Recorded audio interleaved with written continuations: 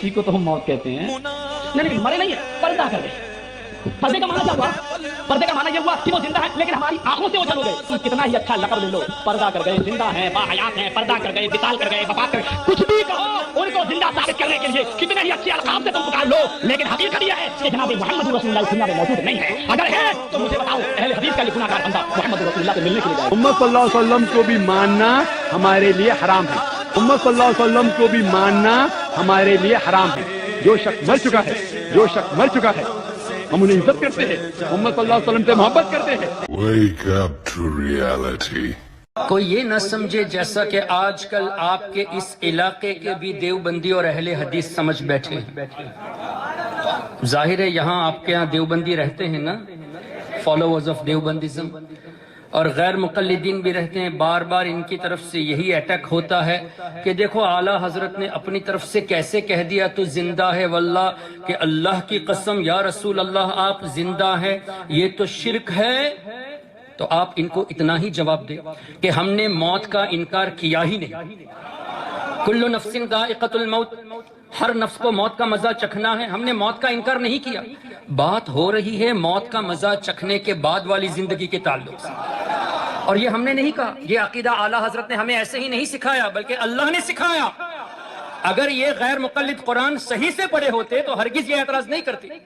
اس لیے کہ اللہ تعالیٰ نے قرآن کریم میں ان کے بارے میں ارشاد فرمایا جن کی روحیں نکل چکی تھی, گردن جسم سے جدا ہو چکا تھا, ہاتھ کٹ چکے تھے, پیر کٹ گئے تھے, اور عموماً یہ کہا جاتا ہے کہ ان کی روح نکل چکی, یہ مردہ ہے. جنگ میں گئے, اپنی جان دے دی, بدن سے روح نکل گئی, اب دنیا نے لفظ موت کہہ دیا, مردہ ہے. کن کے بارے میں؟ ان لوگوں کے بارے میں جنہوں نے اللہ کی راہ میں شہادت اختیار کی. تو اللہ نے فرمایا کہ یہ جو لوگ ہیں ان کو تم مردہ نہ کہو, وَلَا تَقُولُوا لِمَنْ يُقْتَلُ فِي سَبِيلِ اللَّهِ أَمْوَاتٌ. کن کو مردہ نہ کہنے کا حکم؟ جن کی روحیں نکل چکی ہیں. اور اللہ نے یہ بھی فرمایا وَلَا تَحْسَبَنَّ الَّذِينَ قُتِلُوا فِي سَبِيلِ اللَّهِ أَمْوَاتًا. ان غلامان رسول کو مردہ سوچو بھی مت, حالانکہ روح نکل چکی, جسم سے سر مبارک جدا ہو چکے, ہاتھ کٹ چکے, کسی کے کان کٹ چکے, دفنایا بھی گیا, نماز جنازہ بھی پڑھی گئی, زمین کے اندر آرام فرما رہے ہیں, پھر بھی اللہ فرماتا ہے مردہ سوچو مت. اگر کوئی شخص اس ارادے سے جہاد کو گیا کہ لوگ مجھے شہید کہیں تو کیا وہ شہید کا مرتبہ پائے گا؟ کیونکہ اس کی نیت میں خامی تھی, اس کی نیت یہ تھی کہ لوگ مجھے شہید کہیں. تو یہ مرتبہ کسے ملے گا؟ جو اللہ کے رسول کو راضی کرنے کے لیے شہادت پائے. تو نبی کی رضا پانے والا جب اس ارادے سے شہادت پائے کہ میں حضور کی رضا چاہوں, اس کے بارے میں اللہ نے فرمایا مردہ سوچو بھی نہیں. نبی کے غلام کو مردہ سوچنے سے منع فرمایا اور تم نبی کو مردہ کہتے. اللہ نے رسول کے غلاموں کو مردہ کہنے سے بھی منع فرمایا, سوچنے سے بھی منع فرمایا, اور تم اپنے کو مسلمان کہتے ہو, اللہ کے حبیب ہی کو مردہ کہتے ہو. جب اللہ نے انتقال کے بعد ایسے لوگوں کو مردہ کا لفظ استعمال کرنے سے منع فرمایا, سوچنے سے منع فرمایا, تو تمہیں کس نے حق دیا کہ رسول مختار کو مردہ کہہ کے پکارو؟ تو یہ عقیدہ تو ہمیں اللہ نے سکھایا, اور اللہ کے حبیب صلی اللہ علیہ وسلم نے فرمایا الانبیاء احیاء فی قبورہم یصلون.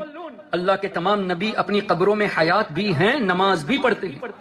ایک اور حدیث میں ہے حضرت سیدنا موسیٰ علیہ السلام کے بارے میں ہمارے آقا نے فرمایا میں جب معراج کے لیے جا رہا تھا میں نے حضرت موسیٰ علیہ السلام کو نماز پڑھتے ہوئے دیکھا اپنی قبر میں.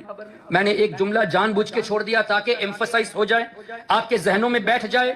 حدیث میں اتنا نہیں ہے کہ میں نے حضرت موسیٰ علیہ السلام کو اپنی قبر میں نماز پڑھتے ہوئے دیکھا, بلکہ حدیث میں یہ ہے قائم یصلی, کھڑے ہو کر نماز پڑھتے ہوئے دیکھا. اب کھڑا ہونے کے لیے جسم کا ہونا ضروری. تو اللہ کے نبی کے دنیا سے جانے کے بعد وہ اپنے جسموں کے ساتھ حیات ہیں, نماز پڑھتے ہیں. نماز پڑھنے کے لیے کھڑا ہونا, رکوع کرنا, سجدہ کرنا بغیر جسم کے یہ کیسے ہو؟ تو اللہ کے رسول نے فرمایا کہ ہم انبیاء کی جماعت ایسے حیات ہیں کہ ہماری روحیں ہمارے جسموں میں لوٹا دی جاتی ہیں. تو یہ عقیدہ اعلیٰ حضرت نے اپنے طور سے نہیں سکھایا، بلکہ جو قرآن میں ہے، جو حدیث میں ہے، وہ عقیدہ سکھایا۔ اب مجھے بتائیے، ہم اگر اعلیٰ حضرت کی دلائل کو، جیسا کہ اعلیٰ حضرت نے شیخ محقق کی کتابوں سے اور امام سیوطی کی کتابوں سے، امام سبکی کی کتابوں سے جو دلائل پیش کیے، ان دلائل کو سامنے رکھ کر ہم نے جب یہ عقیدہ رکھا کہ اللہ کے نبی زندہ ہیں اور وہ لوگ کہتے ہیں کہ نہیں مردہ کہو، ہم قرآن اور حدیث کی بات کو مانے، بزرگوں کی بات کو مانے، یا آج کل کے یہ 150 سال پہلے پیدا ہونے والے ملوں کی بات کو مانے؟ We have to follow قرآن۔ تو اسی قرآن اور حدیث سے ہمیں یہ سبق دیا گیا، جس کی طرف اعلیٰ حضرت اشارہ کرتے ہوئے فرماتے ہیں، تمہارے امام جس کو یہ شیخ الاسلام ابن تیمیہ کہتے ہیں، اگر کوئی یہاں وہابی سنتا ہو میری بات، تو ہم یہ کہیں گے کہ آپ چپکے سے مت سنیے، میدان میں آئیے، ٹیبل ڈسکشن کرتے ہیں۔ ہم تمہارے امام کی کتاب سے بتائیں گے کہ تم جھوٹے ہو، اور تمہارے امام کی کتاب سے بتائیں گے کہ ہمارا عقیدہ ہی صحیح ہے، اور تمہیں اگر غیرت ہو تو سچے دل سے توبہ کر کے سنی بن جانا۔ ہم تمہیں سر پہ بٹھا لیں گے، چپکے سے سننے کی بھی ضرورت نہیں، اور گھبرا کے پولیس میں کمپلین کرنے کی بھی ضرورت نہیں۔ ارے کمپلین، شکایت وہ کرتا ہے جو چور ہوتا ہے۔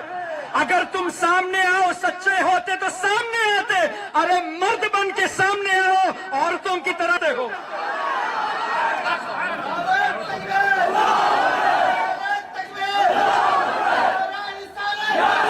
یہ تو اللہ اور اس کے رسول کا کرم ہے الحمدللہ کہ اہل سنت والجماعت یہ حق ہے، تو تمہاری شکایت کے بعد بھی اللہ تعالیٰ نے رنگ دکھا دیا کہ واقعی ہم ہی حق پر ہے۔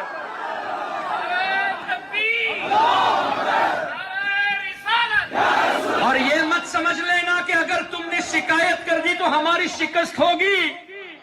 اگر بظاہر پرمیشن نہ بھی ملی ہوتی تو اس میں بھی کچھ حکمت اللہ کی طرف سے ہوتی، لیکن یہ اللہ کا کرم ہے، یہ پہلی مرتبہ نہیں، میرے ساتھ کئی مرتبہ ہو چکا ہے، کئی مرتبہ ہو چکا ہے۔ اور الحمدللہ میں غوث اعظم خواجہ غریب نواز کی غلامی کے نسبت سے کہتا ہوں کہ اللہ کا کرم ہے، جہاں جہاں کمپلین ہوئی وہاں ہمیں کامیابی ہی ملی ہے، اور الحمدللہ وہاں ہم نے ڈنکے کی چوٹ پہ ان کے غلط عقائد کو ظاہر بھی کیا ہے، اور انشاءاللہ غوث و خواجہ کے صدقے میں کرتے بھی رہیں گے۔